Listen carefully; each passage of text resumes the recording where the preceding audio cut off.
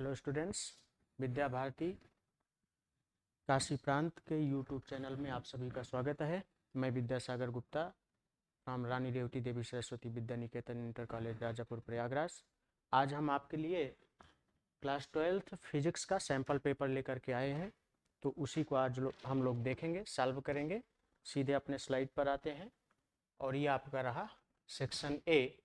Objective type के questions होते हैं और हर एक क्वेश्चन के लिए आपको 1 मार्क्स दिए जाते हैं। सभी क्वेश्चन 1 मार्क्स के लिए रहेंगे। इसमें आपका फर्स्ट क्वेश्चन है, the torque acting on an electric dipole of moment P in an electric field E is. आपको डाइपोल मोमेंट P और इलेक्ट्रिक फील्ड E से रिलेट करने के लिए tau equals P cross E vector format में vector tau equals vector P cross vector E, ये आपका formula है। और इसी फार्मूले में आप देखिए ये आपका ऑप्शन मैच हो रहा है, तो आपके फर्स्ट क्वेश्चन का सेकंड ऑप्शन करेक्ट है। नेक्स्ट क्वेश्चन, फर्स्ट का V, the D Broglie wavelength associated with a moving particle does not depends on. D Broglie wavelength के लिए फार्मूला आप लोगों ने सीखा था, lambda equals H upon M into you. इसमें आप देखिए आपका वेवलेंथ किस फिजिकल क्वांटिटी पर डिपेंड नहीं करता, डज नॉट डिपेंड्स पूछा गया। तो आप देखिए मास तो यहाँ सीधे दिखाई पड़ रहा है, मीन्स ये आपका आंसर नहीं होगा। और आप देखिए वेलोसिटी, ये वेलोसिटी है u, तो वेलोसिटी भी आपका नहीं हो सकता। m इंटू यू, ये आपका पूरा मोमेंटम ही होता है, तो ये ऑप्शन भी नहीं हो सकता, मीन्स आपका करेक्ट ऑप्शन है चार्ज। तो डी ब्रॉगली वेवलेंथ चार्ज पर डिपेंड नहीं करता। नेक्स्ट क्वेश्चन पर चलेंगे। क्वेश्चन नंबर फर्स्ट का C, energy equivalent to 1 AMU। 1 AMU 1 atomic mass unit, और इसकी वैल्यू आप लोगों ने पढ़ रखा है 931 million electron volt. Next question पर चलेंगे। क्वेश्चन फर्स्ट का D, the relative permeability of ferromagnetic substance is. Ferromagnetic substance के लिए रिलेटिव परमिएबिलिटी की वैल्यू क्या होती है? इस mu r is less than 1, या फिर mu r is equals 1, mu r greater very very greater than 1, या फिर म्यू आर इक्वल्स 0। तो फेरोमैग्नेटिक के लिए पूछा गया है, तो फेरोमैग्नेटिक के लिए आपका ये करेक्ट ऑप्शन है। नेक्स्ट क्वेश्चन पर चलेंगे। क्वेश्चन नंबर 1 का E, Kirchhoff's current law is a result of conservation of. Kirchhoff current law किस फिजिकल क्वांटिटी के कंजर्वेशन रूल को फॉलो करता है? तो एनर्जी, मोमेंटम, चार्ज, ये चार्ज आपका करेक्ट ऑप्शन है। नेक्स्ट क्वेश्चन पर चलेंगे। फर्स्ट का F, a metallic wire with a resistance of 50 ओम। एक मेटेलिक वायर है, उसका रेजिस्टेंस 50 ओम है, और इसको स्ट्रेच करके इसकी लेंथ को डबल कर दिया गया है। तो न्यू रेजिस्टेंस फाइंड आउट करना है। इसके लिए रिलेशन आपने पढ़ रखा है, R dash equals N square into R। R dash आपका न्यू रेजिस्टेंस है, R आपका इनिशियल रेजिस्टेंस है जो पहले से गिवन है, और N आपने लेंथ को कितने टाइम्स इंक्रीज किया है या चेंज किया है। तो R डैश इक्वल्स, आप कह रहे हो कि 2 टाइम्स डबल कर दिया है, मीन्स 2 टाइम्स किया है, तो N की वैल्यू 2 रखेंगे, स्क्वायर लगा है, इंटू R की वैल्यू 50 ओम। आप इसको सॉल्व कर देंगे, 2 2 जा 4 इंटू 50 करेंगे, तो ये आपका बन जाएगा 200 ओम्स, यानी कि आपका फोर्थ ऑप्शन करेक्ट हो जाएगा। नेक्स्ट में आपका ऑब्जेक्टिव का सेक्शन कंप्लीट हुआ है, सेक्शन बी शुरू हुआ है। सेक्शन बी में आपके वेरी शॉर्ट टाइप के क्वेश्चंस होते हैं, और सभी क्वेश्चन 1 मार्क्स के होते हैं। इसमें फर्स्ट क्वेश्चन आपके सामने है, the peak value of the magnetic field in an electromagnetic wave is. Electromagnetic wave के लिए पीक वैल्यू दी गई है मैग्नेटिक फील्ड की, मीन्स ये बी नॉट की वैल्यू दी गई है। आपसे कह रहा है find the peak value of the electric field. Electric field की पीक वैल्यू पूछ रहा है, मीन्स आपको ई की वैल्यू फाइंड आउट करना है। रिलेशन आपने पढ़ा था E naught upon B naught equals C. यहाँ से अगर आप ई नॉट की वैल्यू निकालना चाहें तो E naught equals C into B naught. तो ई नॉट इक्वल्स सी की वैल्यू 3.0 इंटू 10⁸ मीटर पर सेकेंड, और बी नॉट की वैल्यू दे रखा है 1.5 इंटू 10⁻⁻8 टेस्ला में दिया हुआ है। आप इसको सिंप्लीफाई करेंगे 10⁸ 10⁻⁻8 जीरो हो जाएगा। ये आपका बचा 3 इंटू 1.5, तो ये बन जाएगा आपका 4.5। मीन्स आपका ऑप्शन तो है नहीं, ये वेरी शॉर्ट क्वेश्चन था, तो आपको ई नॉट की वैल्यू मिल गई है 4.5 न्यूटन पर कूलाम या फिर वोल्ट पर मीटर कह सकते हैं। नेक्स्ट क्वेश्चन पर चलेंगे। Question number 2b, write the relation between potential gradient and electric field intensity. Electric field intensity आपने पढ़ा था E equals minus delta V upon delta x, ये रिलेशन है। इसमें E इलेक्ट्रिक फील्ड है और delta V upon delta x आपका potential gradient है। तो पोटेंशियल ग्रेडियंट और इलेक्ट्रिक फील्ड में रिलेशन हो गया, electric field is equals to the negative of potential gradient.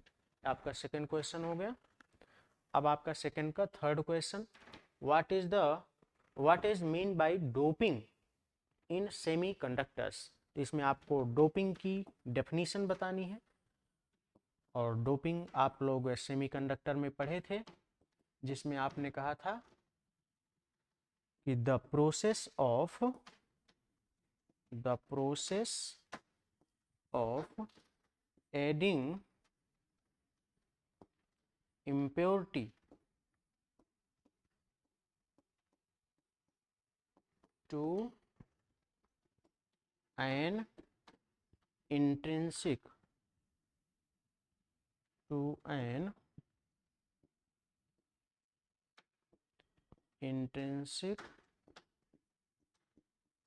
semiconductor in controlled manner is called doping। Doping एक ऐसी प्रोसेस है जिसमें हम intrinsic semiconductor means pure semiconductor में इम्प्योरिटी ऐड करते हैं कंट्रोल्ड मैनर में, उसी प्रोसेस को डोपिंग कहते हैं। उसकी डेफिनेशन हो जाएगी। नेक्स्ट क्वेश्चन में चलेंगे। What is called wattless current. Wattless current को डिफाइन करना है, और आप जानते हैं वाट यूनिट है, किसका यूनिट है, पावर का। मीन्स आपसे बात की जा रही है ऐसे एसी सर्किट की, एक ऐसा एसी सर्किट जहां पर पावर कंज्यूम ना हो रहा हो। तो ऐसा कोई भी एसी सर्किट जहां पर पावर कंज्यूम ना हो रहा हो, means if there is no power dissipation in an AC circuit, then current is known as wattless current. और इसी के साथ ही आपसे स्वप्रेरण गुणांक का डायमेंशनल फार्मूला पूछा है, आयाम मीन्स डायमेंशनल फार्मूला पूछा है। Right the dimensions of coefficient of self induction. Self induction के लिए आपने रिलेशन पढ़ा था L इक्वल्स माइनस ई अपान डेल्टा आई अपान डेल्टा टी। आप ये रिलेशन है कोफिशिएंट ऑफ सेल्फ इंडक्शन के लिए, इसके लिए डायमेंशनल फार्मूला निकाल सकते हैं, और जब डायमेंशनल फार्मूला निकालेंगे तो आपको मिलेगा ML2 T minus 2 A minus 2। ये आपका सेकेंड का फोर्थ क्वेश्चन हो जाएगा। नेक्स्ट क्वेश्चन में चलेंगे। तो ये सेकेंड का फिफ्थ क्वेश्चन कह रहा है right the formula for the refractive index of the prism material in terms of the minimum angle of deviation and angle of prism. Prism के लिए रिफ्रैक्टिव इंडेक्स का फार्मूला आपसे पूछा जा रहा है, और फार्मूला आप मालूम है आपको, n equals sine A plus delta m upon 2 upon sine a by 2। ये आपके प्रिज्म के रिफ्रैक्टिव इंडेक्स का फार्मूला है। यहाँ पर a प्रिज्म एंगल है और delta M minimum angle of deviation है, और ये आपका कंप्लीट फार्मूला है, इसको देना था। अब इसके आगे बढ़ेंगे नेक्स्ट क्वेश्चन में। क्वेश्चन कह रहा है what are electromagnetic waves. Electromagnetic waves क्या होती हैं, मीन्स इलेक्ट्रोमैग्नेटिक वेव्स डिफाइन करिए। तो आप जानते हैं the wave in which electric and magnetic fields are vary sinusoidally in perpendicular mutual perpendicular with the direction of propagation of the wave. यानी एक ऐसी वेव, इलेक्ट्रोमैग्नेटिक वेव ऐसी वेव है जिसमें इलेक्ट्रिक फील्ड और मैग्नेटिक फील्ड दोनों vary करती हैं। कैसे वेरी करती हैं, तो परपेंडिकुलरली वेरी करती हैं, और इनका ये जो वेरिएशन होता है वो किसके अकॉर्डिंग होता है, साइन के अकॉर्डिंग होता है। साथ ही साथ ये परपेंडिकुलर वेरी होने के साथ साथ इनका वेरिएशन वेव प्रोपागेशन के भी परपेंडिकुलर होता है। ये इसका डेफिनेशन हो जाएगा। और साथ में कह रहा है इलेक्ट्रोमैग्नेटिक वेव के लिए कोई 3 प्रॉपर्टीज या कैरेक्टरिस्टिक्स दीजिए। तो कोई भी 3 कैरेक्टरिस्टिक हम दे सकते हैं, जैसे electromagnetic waves are produced by accelerated charge. Electromagnetic wave को एक्सीलरेटेड चार्ज से प्रोड्यूस किया जाता है, एक प्रॉपर्टी ये हो सकती है। दूसरा, इलेक्ट्रोमैग्नेटिक वेव को प्रोपगेट होने के लिए मटेरियल मीडियम रिक्वायर्ड नहीं है, ये दूसरी प्रॉपर्टी हो जाएगी। इसको ट्रेवल करने के लिए मटेरियल मीडियम नहीं चाहिए, मीन्स यह स्पेस में भी ट्रेवल कर पाएंगी, और स्पेस में ट्रेवल करने के लिए इसकी स्पीड कितनी होगी, 3.0 इंटू 10⁸ मीटर पर सेकेंड लाइट की स्पीड से ट्रेवल कर पाती हैं। और एक प्रॉपर्टी दे दीजिए, आप कह सकते हैं कि इलेक्ट्रोमैग्नेटिक वेव्स को इलेक्ट्रिक फील्ड या फिर मैग्नेटिक फील्ड में से पास आउट करने पर ये डिफ्लेक्शन रिप्रेजेंट नहीं करती हैं। तो ऐसे करके 3 आपकी प्रॉपर्टीज हो गई। और नेक्स्ट क्वेश्चन में पहुंच गए। आपका सेक्शन चेंज हो गया है, सेक्शन सी। अब आपके यहाँ से शॉर्ट टाइप क्वेश्चन शुरू हो रहे हैं, और इस सेक्शन में जितने भी क्वेश्चन हैं सभी प्रत्येक क्वेश्चन के लिए 2 मार्क्स निर्धारित किए गए हैं। इसमें फर्स्ट क्वेश्चन है find the value of current. Current I की वैल्यू आपको फाइंड आउट करके देना है इन द गिवन सर्किट। ये आपके सामने एक सर्किट है, और इस सर्किट में यहाँ पर आई है, और इस आई की वैल्यू क्या होगी आपको ये बताना है। अगर आप इस सर्किट को ध्यान से देखें तो आपके किरचॉफ्स करंट लॉ के जो किरचॉफ्स का करंट लॉ है, या फिर आप उसको कहते हैं जंक्शन रूल, उसकी हेल्प से आप इसको आसानी से सॉल्व कर सकते हैं। आप देखिए एक जंक्शन पॉइंट है, इधर से 15 एम्पियर की करंट आ रही है, और आगे देखिए तो 15 की अगर आ रही है तो एक इधर जाएगी और एक इधर जाएगी। इसमें ये क्लियर हो रहा है कि 8 एम्पियर की जा रही है, तो 15 आई, 15 में से 8 इधर जा रही है, तो इधर कितनी जा रही होगी, 15 में से 8 को सेपरेट कर देंगे तो कितना बन जाएगा, 5 एम्पियर, यानी इधर 5 एम्पियर जाएगी। अब ये आपकी 5 एम्पियर इधर नहीं भाई, यहाँ पर आपका हो जाएगा 7 एम्पियर। एक मिनट,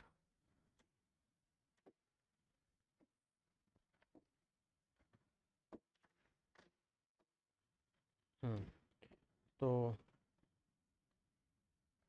इधर जाएगा आपका कितना हो जाएगा, 7 एम्पियर। अब ये 7 एम्पियर इधर गया, यहाँ पर जंक्शन पॉइंट है, 7 एम्पियर इधर से आया, 3 एम्पियर इधर से आया, 7 और 3 ऐड होकर के इधर जा रहे हैं टोटल, ये कितना हो जाएगा, 10 एम्पियर।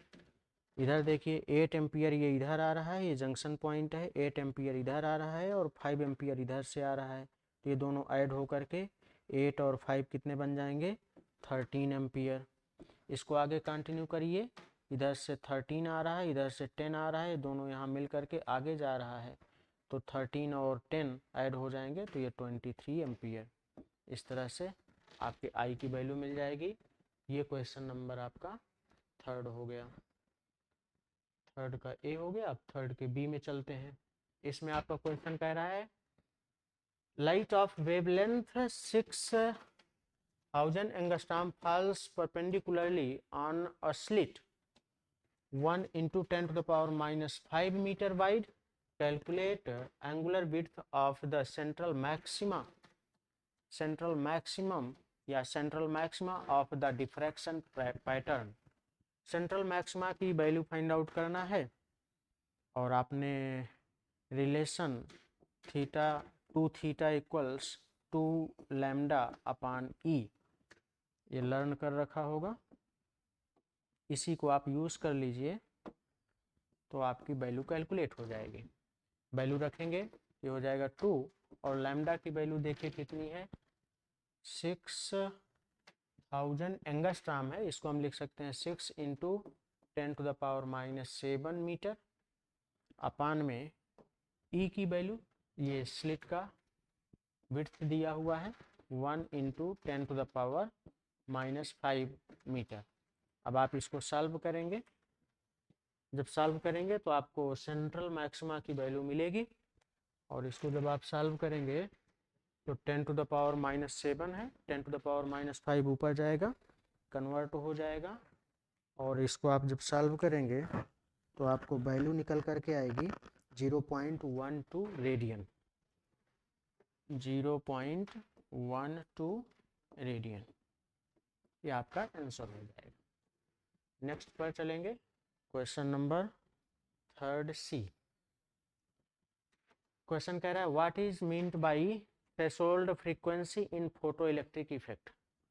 फोटो इलेक्ट्रिक इफेक्ट में थ्रेशोल्ड फ्रीक्वेंसी से आप क्या समझते हैं, मीन्स उसका डेफिनेशन बताना है।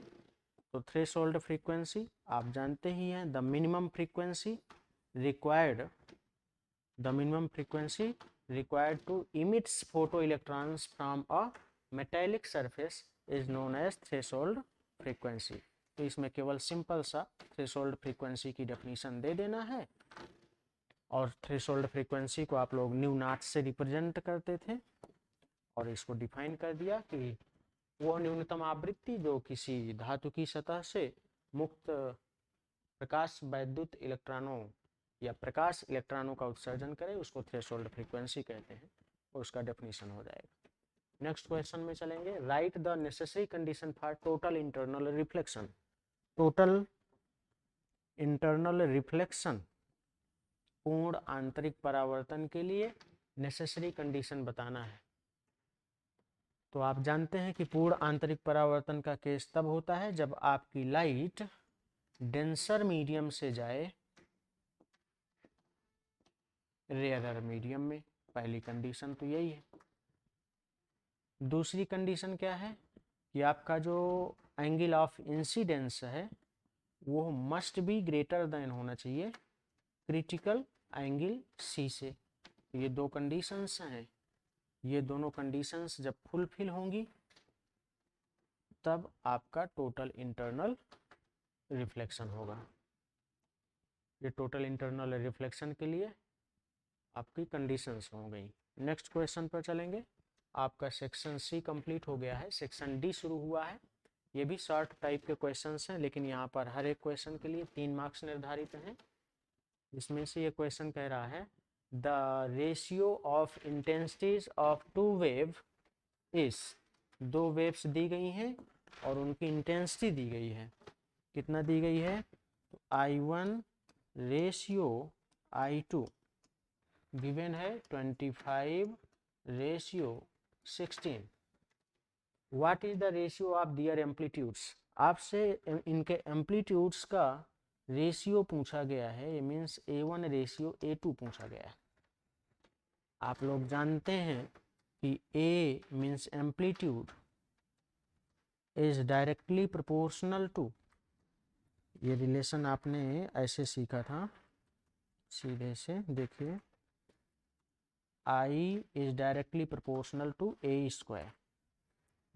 अगर इस रिलेशन को यूज करें तो I1 अपान I2 इक्वल्स क्या बन जाएगा, A1 अपान A2 का होल स्क्वायर। आप देखिए हमको कैलकुलेट करना है A1 अपान A2, तो A1 अपान A2 इक्वल्स हो जाएगा I1 अपान I2, ये स्क्वायर इधर भेज दीजिए तो पावर 1 अपान 2 बन जाएगा। यहाँ से वैल्यू प्लेस कर दीजिए तो A1 रेशियो A2 मिल जाएगा। I1/I2 की वैल्यू 25/16 था, उसका पावर 1/2 करेंगे तो ये बन जाएगा 5/4। ये फर्स्ट क्वेश्चन इसमें हो जाएगा। इसमें और भी क्वेश्चन है। इफ़ बोथ वेव्स इंटरफियर, दोनों वेव का इंटरफेरेंस हो रहा है तो आपको मैक्सिमम और मिनिमम इंटेंसिटी का रेशियो बताना है।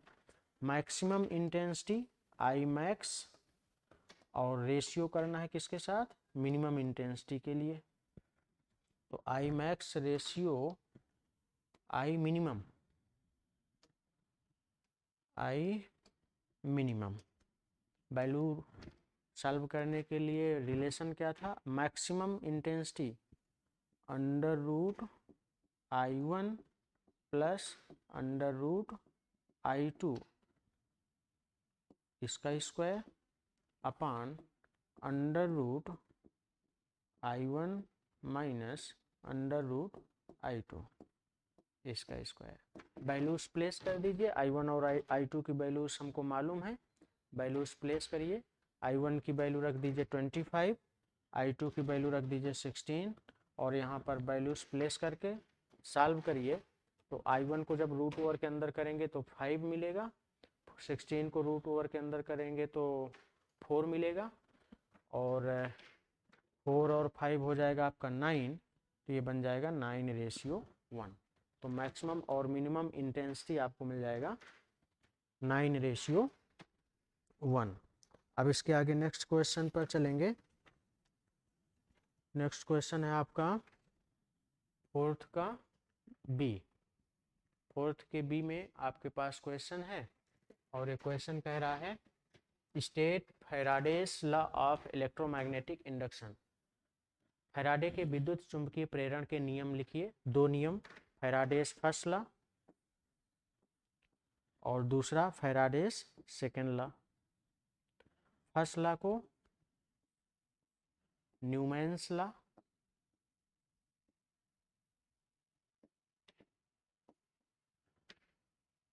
और सेकेंड लॉ को लेंज लॉ के नाम से भी हम लोग जानते हैं। इसमें इनके दोनों के आपको स्टेटमेंट देने हैं। फर्स्ट लॉ क्या है कि अगर किसी कॉइल से बाउंडेड मैग्नेटिक फ्लक्स में चेंज किया जाए तो एक ईएमएफ जनरेट होता है और उस ईएमएफ को अगर ई से रिप्रेजेंट करें तो इसकी वैल्यू होती है negative rate of change of magnetic flux. तो ये आपका फर्स्ट लॉ हो गया। और सेकेंड लॉ में आपने पढ़ा था कि इंड्यूस्ड ईएमएफ या फिर इंड्यूस्ड करंट का डायरेक्शन हमेशा ऐसे होगा कि ये उसी रीजन का अपोज करेगा, उसी काजेस का अपोज करेगा जिससे ये खुद प्रोड्यूस हुआ है। तो प्रेरित विद्युत वाहक बल और प्रेरित धारा की दिशा सदैव ऐसी होती है कि यह उसी कारण का विरोध करते हैं जिससे कि यह स्वयं उत्पन्न हुए हैं। और ये किस कंजर्वेशन लॉ पर बेस्ड है, तो एनर्जी के कंजर्वेशन को ये फॉलो करता है, ये भी ध्यान में रखेंगे। तो क्वेश्चन नंबर फोर्थ भी हो जाएगा। नेक्स्ट क्वेश्चन पर चलेंगे फोर्थ सी, जिसमें कह रहा है डिफाइन करना है किसको, करंट डेंसिटी को। करंट डेंसिटी को डिफाइन करेंगे।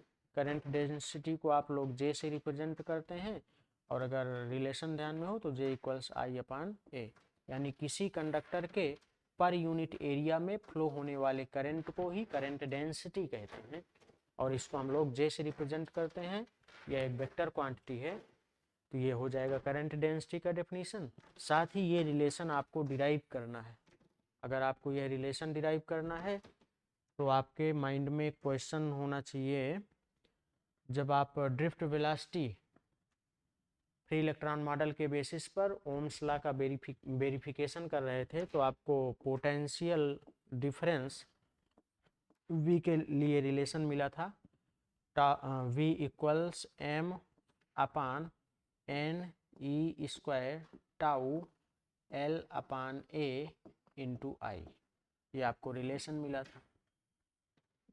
इस रिलेशन में अगर L को इधर ले आए तो ये आपको बन जाएगा V/L, ये आपका बन जाएगा V/L इक्वल्स इधर बचेगा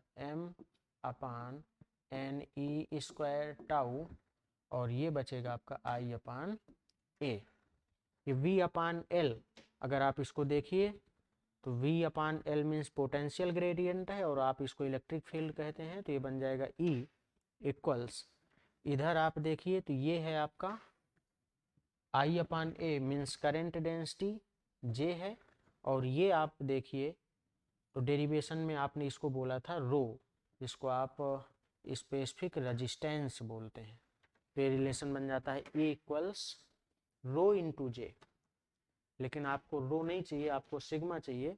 तो अगर आप इसको और आगे बढ़ाएंगे तो ये बन जाएगा E इक्वल्स रो, और सिग्मा में रिलेशन होता है, रो इक्वल्स होता है 1 अपान सिग्मा, और सिग्मा को हम लोग बोलते हैं स्पेसिफिक कंडक्टेंस या फिर कंडक्टिविटी। तो ये बन जाएगा इंटू जे,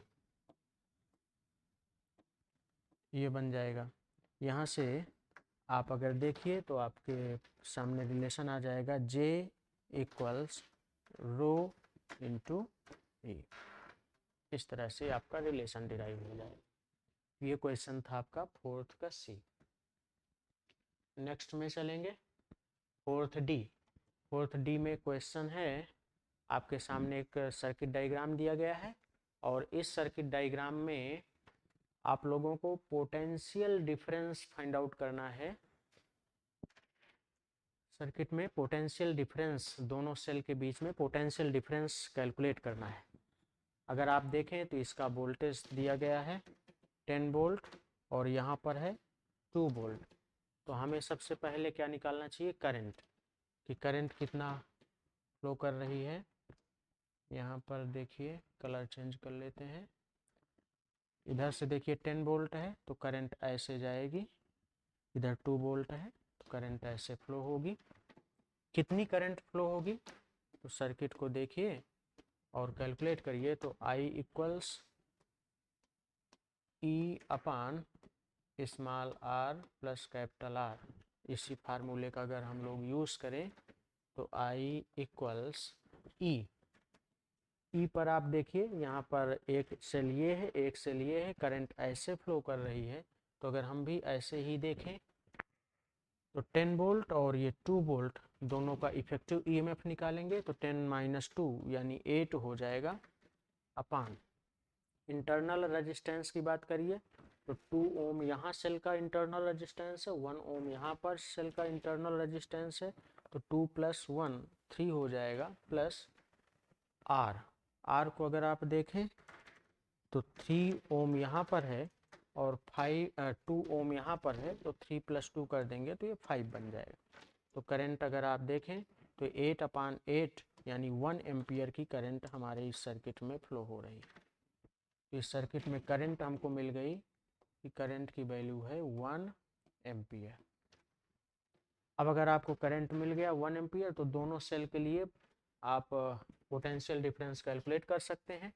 पहले सेल के लिए E इक्वल्स टर्मिनल पोटेंशियल चाहिए, और टर्मिनल पोटेंशियल के लिए रिलेशन आपके पास, अगर आप पहले सेल को देखें तो पहला सेल डिस्चार्ज हो रहा है, इसके लिए V equals E minus I R. तो यहाँ से वैल्यू मिल जाएगी E की वैल्यू कितनी है 10 है, माइनस आई 1 एम्पियर है, इंटू आर की वैल्यू कितनी है 2 है, तो ये हो जाएगा 8 वोल्ट। यानी कि पहले सेल के टर्मिनल पोटेंशियल की वैल्यू मिल गई है। अब दूसरे वाले सेल पर चलिए, ये दूसरा वाला सेल है, दूसरे वाले सेल के लिए देखिए तो ये सेल क्या होगा, चार्ज होगा, और अगर ये सेल चार्ज होगा तो इसके लिए relation V equals E plus I R use होगा। और जब आप वैल्यू यहाँ पर रखेंगे तो E की वैल्यू यहाँ पर 2 वोल्ट है, प्लस I की वैल्यू 1 एम्पियर और R की वैल्यू 1 ओम, तो 2 प्लस 1 ये 3 वोल्ट बन जाएगा। ये आपका 3 वोल्ट बन जाएगा। हम लोग कहाँ पर थे, क्वेश्चन नंबर स्लिप कर गया, हाँ ये ठीक है। तो 3 वोल्ट बन जाएगा। इस तरह से आपके दोनों सेल पर ईएमएफ की टर्मिनल पोटेंशियल की वैल्यू कैलकुलेट हो गई है। नेक्स्ट में देखिए, वैद्युत द्विध्रुव आघूर्ण से आप क्या समझते हैं? What is meant by electric dipole moment? Means electric dipole moment को आपको डिफाइन करना है, पी को आप डिफाइन करेंगे और आप जानते हैं कि पी की डेफिनेशन क्या होती है, Q इंटू 2L, यानी डाइपोल के किसी एक चार्ज और दोनों चार्जेस के बीच की डिस्टेंस का प्रोडक्ट ही इलेक्ट्रिक डाइपोल मोमेंट है। और साथ ही साथ आप डेरिवेशन करेंगे कौन से फार्मूले की? इलेक्ट्रिक डाइपोल पर लगने वाले टॉर्क की। एक electric dipole uniform electric field में प्रेजेंट है तो उस पर टॉर्क लगता है। इससे रिलेटेड एक क्वेश्चन पीछे हम कर भी चुके हैं, tau equals P E sine theta, और इसी रिलेशन को आप लोग डिराइव करेंगे, तब जा कर के ये क्वेश्चन आपका कंप्लीट होगा। हम लोग आगे बढ़ेंगे, क्वेश्चन नंबर 5A। हम लोग सेक्शन डी में पहुंच गए हैं और सेक्शन डी में आपके सभी क्वेश्चन 3 मार्क्स के हैं। और इसमें अगर पहले क्वेश्चन को देखें तो पहला क्वेश्चन है, a circular loop of radius, circular loop का रेडियस दिया है, carries current of 5 ampere, 5 ampere की करंट फ्लो हो रही है, मैग्नेटिक फील्ड कैलकुलेट करना है। तो करंट कैरिंग लूप के सेंटर पर मैग्नेटिक फील्ड की वैल्यू, अगर फार्मूला आपके ध्यान में हो तो म्यू नॉट अपान 2 आई अपान ए, ये फार्मूला होता है। इसी फार्मूले पर वैल्यूज प्लेस कर दीजिए, ये बन जाएगा म्यू नॉट अपान 2 इंटू आई की वैल्यू कितनी है 5 एम्पियर अपान ए रेडियस है, और रेडियस यहाँ पर दिया है 10 सेंटीमीटर, इसको मीटर में कन्वर्ट करेंगे तो into 10 to the power -2। Mu naught की वैल्यूज रख देंगे, म्यू नॉट की value 4 pi into 10 to the power -7 value place कर देंगे और सिंप्लीफाई करेंगे। जब आप इसको सिंप्लीफाई करेंगे तो आपको आंसर निकल करके आ जाएगा 1.0 into 10 to the power -5, 1.0 into 10 to the power -5 tesla. ये कैलकुलेशन आप लोग कर लेंगे। ये आपका हो गया क्वेश्चन नंबर 5A। नेक्स्ट में बढ़ेंगे 5B। What is the atomic model of magnetism? Magnetism का एटॉमिक मॉडल आपको डिफाइन करना है और उस एटॉमिक मॉडल के बेसिस पर पैरामैग्नेटिक सब्सटेंसेस को एक्सप्लेन करना है। तो सबसे पहले आप लोग यहाँ पर चुंबकत्व का परमाणुिक मॉडल क्या है उसको पहले एक्सप्लेन करेंगे, फिर उसके बेसिस पर पैरामैग्नेटिक सब्सटेंसेस का एक्सप्लेनेशन करेंगे। ये आपके लिए थियोरेटिकल क्वेश्चन है, इसको आप लोग सॉल्व करेंगे। नेक्स्ट में चलेंगे 5C। 5 के सी में है, the current in a 5 Henry inductor. एक 5 हेनरी इंडक्टर में करंट फ्लो कर रही है, कैसे? तो 12 एम्पियर से 7 एम्पियर हो जा रही है इतने टाइम में। तो हमें क्या कैलकुलेट करना है, इसका इस कॉइल में ईएमएफ कितना प्रोड्यूस हुआ है ये कैलकुलेट करना है। करंट चेंज होगी तो ईएमएफ प्रोड्यूस होगा, और इसके लिए आप लोगों ने रिलेशन पढ़ रखा है, E इक्वल्स -L DI अपान DT। वैल्यू प्लेस कर देंगे और कैलकुलेट कर लेंगे। L की वैल्यू है 5 माइनस, यूज कर लीजिए करना है तो, DI means change in current, current कहाँ से कहाँ चेंज हो रही है 7 से 12 एम्पियर अपान DT, टाइम कितना लग रहा है 0.1 सेकेंड में ये चेंज हो रहा है। आप ये वैल्यू कैलकुलेट करेंगे, जब आप वैल्यू कैलकुलेट करेंगे तो आपको कैलकुलेशन करने पर आंसर मिल जाएगा 250 वोल्ट। कैलकुलेशन आप लोग करिएगा 250 वोल्ट का आंसर आ जाएगा। नेक्स्ट क्वेश्चन में चलेंगे आपका 5D।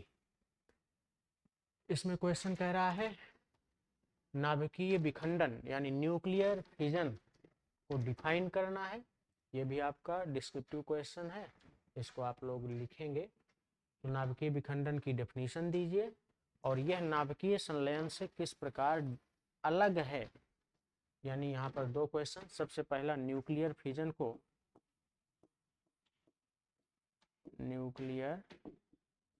को सबसे पहले आप लोग डिफाइन करिए, फिर न्यूक्लियर फिजन और न्यूक्लियर फ्यूजन में डिफरेंस डिस्क्राइब कर देंगे, तो ये आपका क्वेश्चन कंप्लीट हो जाएगा। तो ये डिस्क्रिप्टिव है, आप लोग इस पर लिखेंगे। नेक्स्ट क्वेश्चन पर चलेंगे। 5E, calculate the power loss in the given circuit. आपके सामने एक सर्किट दी गई है, इसमें पावर लॉस को बताना है। पावर लॉस के लिए आप लोगों ने फार्मूला P = V × I पढ़ रखा है, या फिर V के प्लेस पर अगर IR कह दें तो I² R बन जाएगा, या फिर यहाँ पर I के प्लेस पर या फिर यहीं पर रख दीजिए, तो ये कन्वर्ट हो जाता है वोल्टेज के टर्म में V²/R। ये रिलेशन है। अब आप देखिए यहाँ पर वोल्टेज तो मालूम है आपको, ठीक है, सीधे सीधे दिख रहा है। केवल अगर आप इस सर्किट का रेजिस्टेंस, इक्विवेलेंट रेजिस्टेंस कैलकुलेट कर लें तो आसानी से आपको वैल्यू मिल जाएगी। अगर आप देखें तो ये 2.5 ओम है, ये 5 ओम है और ये 5 ओम है। पहले इन 5 ओम और इन 5 ओम को देखिए, ये दोनों कैसे कनेक्ट हैं। तो दोनों आपके कनेक्ट हैं पैरेलल में, और अगर पैरेलल में दोनों कनेक्ट हैं तो इनका इक्विवेलेंट कितना हो जाएगा 2.5, और ये 2.5 ये 2.5 फिर सीरीज में बन जाएंगे, तो 2.5 + 2.5 5 हो जाएगा, और ये जो 5 आया है इस 5 के साथ किसमें कन्वर्ट हो जाएगा, पैरेलल में हो जाएगा फिर से। तो इस तरह से पूरे सर्किट का इक्विवेलेंट ईएमएफ आपको कैलकुलेट होकर के आ जाएगा, और उसकी वैल्यू आ जाएगी 2.5। जैसे ही आप 2.5 इक्विवेलेंट रेजिस्टेंस रखेंगे तो आपका पावर कैलकुलेट होकर के आ जाएगा। P = V की वैल्यू 10 थी तो 10 × 10 अपान R की वैल्यू 2.5 थी। आप ये वैल्यू सॉल्व कर देंगे तो पावर लॉस आपको यहाँ से कैलकुलेट होकर के आ जाएगा। ये हो गया आपका क्वेश्चन नंबर 5 E। नेक्स्ट पर चलेंगे। अब आपका ये सेक्शन, लास्ट सेक्शन शुरू हो रहा है, इसमें लॉन्ग टाइप के क्वेश्चन हैं, और ये सभी प्रत्येक क्वेश्चन 5 नंबर के होते हैं, जिसमें से ये क्वेश्चन नंबर 6 है। अगर इस क्वेश्चन नंबर 6 को देखिए तो कह रहा है derive the expression for the capacitance of parallel plate capacitor. सबसे पहले इसमें आपको डेरिवेशन करना है पैरेलल प्लेट कैपेसिटर के कैपेसिटेंस का, means formula C = K∈0 A/D। इस फार्मूले का आप डेरिवेशन करेंगे, और डेरिवेशन करने के बाद आपके सामने एक सर्किट दी गई है, और इस सर्किट का इक्विवेलेंट कैलकुलेट करेंगे। अगर इस सर्किट में देखें तो 3 माइक्रोफैरड, 4 माइक्रोफैरड और ये 5 माइक्रोफैरड, ये तीनों पैरेलल में कनेक्ट हैं, और पैरेलल में कनेक्ट हैं तो इनका इक्विवेलेंट सीधे सीधे ऐड हो जाएगा, तो ये हो जाएगा 4 3 7 5 12। आसानी से ये कैलकुलेट हो जाएगा ये, लेकिन पूरा इसमें आप पूरा डेरिवेशन करेंगे और कैलकुलेट करके ये डेरिवेशन पूरा निकालेंगे डायग्राम के साथ, तब जा कर के आपका लॉन्ग आंसर कंप्लीट होगा। उसके बाद ही आप इसको सॉल्व करेंगे। तो सीधे सीधे आप पैरेलल में देख पा रहे हैं, तो 5 4 9 3 12 माइक्रोफैरड का हो जाएगा। नेक्स्ट क्वेश्चन पर चलेंगे। इसका अथवा है और करके, इसको भी आप देखें तो देख सकते हैं बायो-सेवर्ट का नियम लिखना है, राइट द बायो-सेवर्ट्स लॉ। यानी सबसे पहले आप बायो-सेवर्ट्स लॉ को डिफाइन करें, फिर उसके बाद इस बायो-सेवर्ट लॉ की हेल्प से मैग्नेटिक फील्ड कैलकुलेट करना है due to a long straight current carrying conductor. Long straight current carrying conductor के लिए आपने फार्मूला डिराइव किया था μ0/2 पाई I/A, या फिर I/R, जो भी सिंबल आप यूज़ करें। तो आई अपान आर, इसी फार्मूले को आपको डिराइव करना है। यहाँ भी दो क्वेश्चन है, पहले बायो-सेवर्ट्स लॉ को डिस्क्राइब करिए, पूरा एक्सप्लेन करिए, उसके बाद डायग्राम बना करके इस एप्लीकेशन को magnetic field due to a long straight current carrying conductor के लिए ये डेरिवेशन आप लोग कंप्लीट करेंगे, तब जा करके क्वेश्चन नंबर 6 का अथवा कंप्लीट हो पाएगा। नेक्स्ट क्वेश्चन पर चलेंगे, क्वेश्चन नंबर 7। और क्वेश्चन नंबर 7 में आप लोग देखेंगे तो कह रहा है prove that when a ray of light is incident on a transparent surface at the angle of polarization, किसी सरफेस पर लाइट इंसिडेंट हो रही है एंगल ऑफ पोलराइजेशन पर, और reflected and refracted rays are perpendicular. आपको प्रूव करना है, अगर आपको पोलराइजेशन चैप्टर से देखा जाए तो पोलराइजेशन चैप्टर में आपने एक रूल पढ़ा था, mu equals tan I P. क्या रिलेशन था? Mu equals tan I P. Mu आपका रिफ्रैक्टिव इंडेक्स था, आई पी आपका एंगल ऑफ पोलराइजेशन था, जिसको आपने किस नाम से जाना था? Brewster's law. तो सबसे पहले आपको ब्रूस्टर लॉ डिस्क्राइब करना है क्वेश्चन के अकॉर्डिंग, ब्रूस्टर्स लॉ को डिस्क्राइब करिए, और जब आप इसी को सिंप्लीफाई करते हो तो आपको मिलता है angle I P plus angle R equals 90 degree. तो ये भी प्रूव करना है। इस क्वेश्चन में भी दो पार्ट हैं, पहले ब्रूस्टर्स लॉ को डिराइव करिए, इसको एक्सप्लेन करिए, और फिर ये दिखाइए कि परावर्तित तथा अपवर्तित किरणें परस्पर लंबवत होती हैं। Means I P plus R equals 90 degree आपको रिप्रेजेंट करना होगा। तो ये आपका क्वेश्चन नंबर 7 हो जाएगा। 7 का, और 7 के आर में भी देखिए क्वेश्चन कह रहा है establish Einstein's photo electric equation. Einstein का ये जो फोटो इलेक्ट्रिक इक्वेशन है इसको एक्सप्लेन करना है, ये भी आपका लॉन्ग आंसर है। तो पूरा इस फार्मूले को पहले डिराइव करना होगा, और फिर इसी फार्मूले से आइंस्टाइन ने जो रूल्स यानी जो रिजल्ट्स निकाले थे उनको पॉइंट वाइज लिखना होगा। लॉन्ग आंसर है, तो पूरा एक्सप्लेनेशन के साथ आप इसको सॉल्व करेंगे तो आपका ये जा करके कंप्लीट हो पाएगा। इस पर नेक्स्ट क्वेश्चन पर देखेंगे, क्वेश्चन नंबर 8। इसमें आपका न्यूमेरिकल्स है, जिसमें आप देखिए ये आपके सामने एक रजिस्टर है, ये एक इंडक्टर है, और ये एक कैपेसिटर है। सभी पर वोल्टेज दिया गया 40 वोल्ट, 50 वोल्ट, 20 वोल्ट। आपसे क्वेश्चन पूछ रहा है कि रिजल्टेंट वोल्टेज क्या होगा।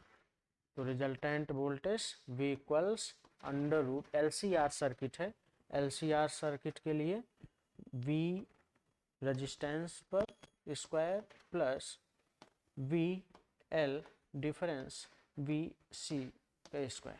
अब आप देखिए VR की वैल्यू, यही आपका VR है, ये आपका VL है, और ये आपका VC है। वैल्यूज प्लेस कर दीजिए और सिंप्लीफाई करेंगे। जब सिंप्लीफाई कर लेंगे तो आपको आंसर मिल जाएगा।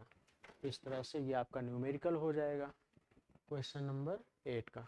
अगर आप न्यूमेरिकल को ना देख करके इसका थ्योरेटिकल क्वेश्चन अथवा करके दिया है तो आप चाहें तो इसे भी सॉल्व कर सकते हैं, जिसमें कह रहा है what is meant by drift velocity.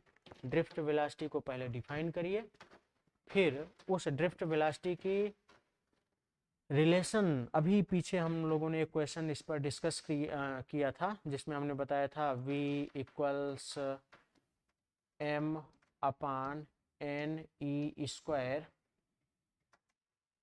Tau L upon A into I. ये जो रिलेशन था, इस रिलेशन में देखिए यही वो रिलेशन है जो ओम्स लॉ को वेरीफाई करता है। तो पहले ड्रिफ्ट वेलोसिटी को डिफाइन करिए, ड्रिफ्ट वेलोसिटी और करंट में रिलेशन डिराइव करिए, फिर ड्रिफ्ट वेलोसिटी के डेफिनेशन की हेल्प से ओम्स लॉ को वेरीफाई करते हुए यहाँ तक पहुँचिए और पूरा ओम्स लॉ एक्सप्लेन कर दीजिए। ये आपका एक लॉन्ग क्वेश्चन का आंसर तैयार हो जाएगा। फिर ये चलेंगे हम लोग अपने पेपर के लास्ट क्वेश्चन पर पहुंच गए हैं और लास्ट क्वेश्चन है क्वेश्चन नंबर 9।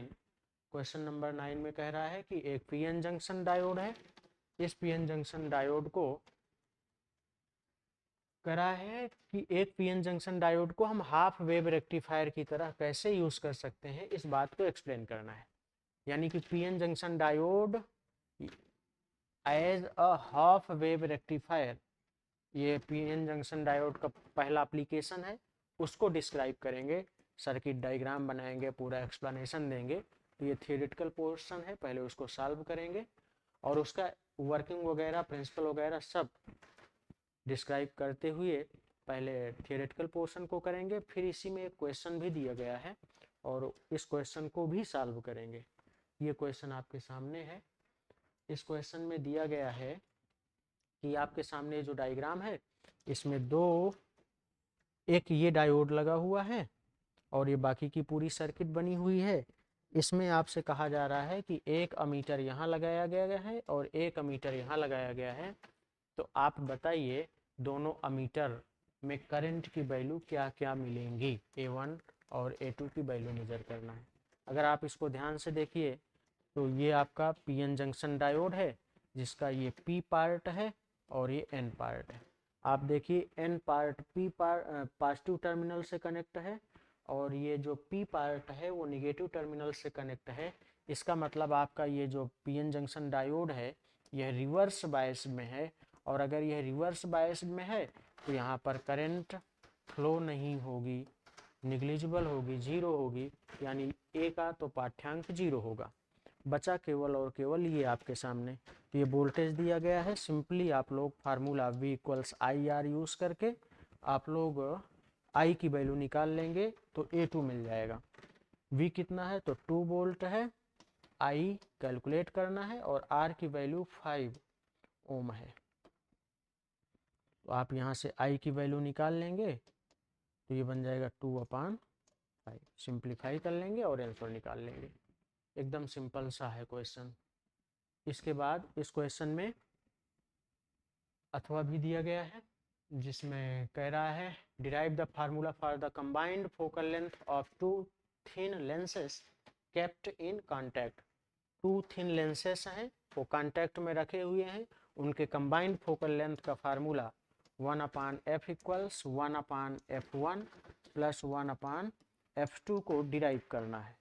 तो सबसे पहले इस फार्मूले को डायग्राम बनाते हुए डिराइव करेंगे, फिर इसी फार्मूले को यूज करके आप लोगों के लिए एक न्यूमेरिकल दिया गया है। कह रहा है कि 2 लेंसेस हैं, उनके पावर दिए गए हैं। पहले लेंस का पावर P1 दिया गया है +4 डायोप्टर और दूसरे लेंस का पावर P2 दिया गया है -4 डायोप्टर